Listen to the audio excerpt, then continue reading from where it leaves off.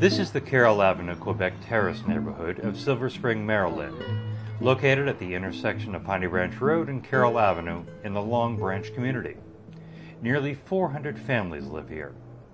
Most families in the neighborhood are Latino, and there are also many African immigrants and African American families. There's a strong emphasis among neighbors on the importance of family and community, and many children and parents are active participants in programs at the Carroll Avenue, Quebec Terrace YMCA Community Center. Crime has plagued this neighborhood for decades.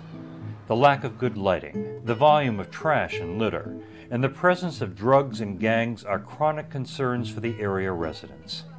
Parents struggle to keep safe the nearly 700 children and teenagers who live in the neighborhood.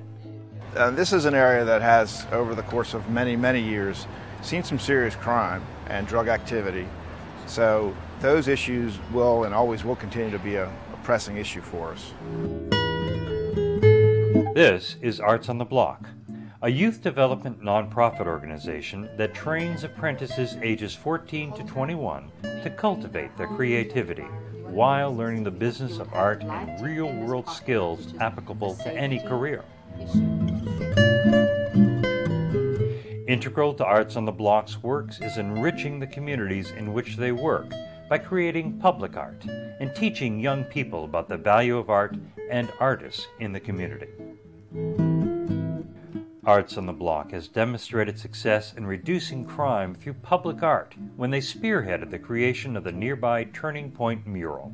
The example at the Piney Branch in New Hampshire Avenue is a great example. I mean, here's an area that in the past has been subject to a lot of graffiti and tagging and so forth, and you've been able to put a mural up through a very large area, and it's been graffiti and tag free.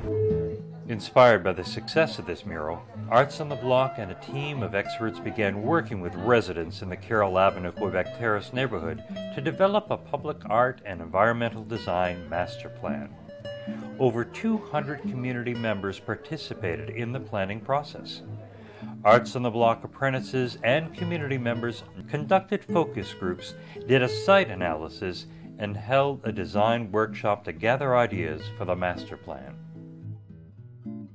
What we'll do with what we learn is really think hard about a couple of art projects that might really be able to make a difference in this community. We were invited by the state attorney's office actually to look at ways we could bring art to this site.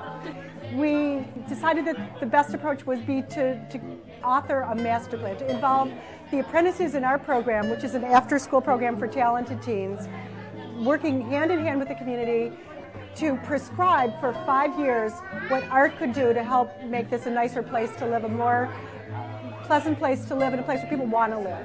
We think that this initiative will help in two ways that past initiatives have not been able to work. Working with the community members and helping them to become the force behind change is something that we really are hoping to see come out of this event. Art and design have been potent tools against crime. The reason why I, as a landscape architect, am here is to actually help the students kind of find more broadly what the neighbors consider to be their landscape. The apprentices actually took photographs of the site, mapped it on the aerial photographs, and then wrote comments as they were making observations to each other. And so that helped the students, the apprentices, get as familiar as possible with the property as they saw it. And today is their opportunity to get familiar with how the neighbors see it. I believe if we have some kind of public art, it will help because the community will look nicer, and probably people will be more attracted and feel a sense of ownership. I'm hoping that we would form a lasting relationship with this community, and that we would help to connect with community members that can continue our legacy that we're leaving behind here, hopefully in the form of beautiful artwork. After the workshop, apprentices worked under the guidance of public art expert Susie Leon and urban designer Todd Bressie, and summarized and organized what they had learned. They realized that there were neighborhood challenges such as crime and litter, but also neighborhood strengths, such as diversity, strong families, and caring community members. People have a lot to say, and a lot of times we don't take the time to listen. People can come together and really make a change. The community is very interested in their neighborhood. You have to really get out there and talk to the people, otherwise it'll give you more of an idea of what they want. And they're just basically like a big family, and they all try to work together on the concern they have. Venimos a intercambiar ideas con los vecinos para conocer más de la comunidad. A mí me gustan estas reuniones porque bastante han ayudado. Hay muchos cambios que no habían antes. They identified 5 priority areas, including safety, the environment, recreation, creating community spaces, and neighborhood beautification. Equipped with this information, they made permanent public art recommendations, including lighting, community gardens, stair mosaics, bus shelters, and dumpster art. Welcome to Arts on the Block at Quebec Terrace. The apprentices presented these ideas to community members and property managers and owners who were very excited about the projects. I think all the ideas here are great. The lighting is good. The bridge enhancement is a neat idea. The mural on the stairs is really cool. I saw the new ideas, and I could imagine when we have put some pictures on there on the walls up there, would make a nice impression, especially once you drive into the Quebec Terrace area here.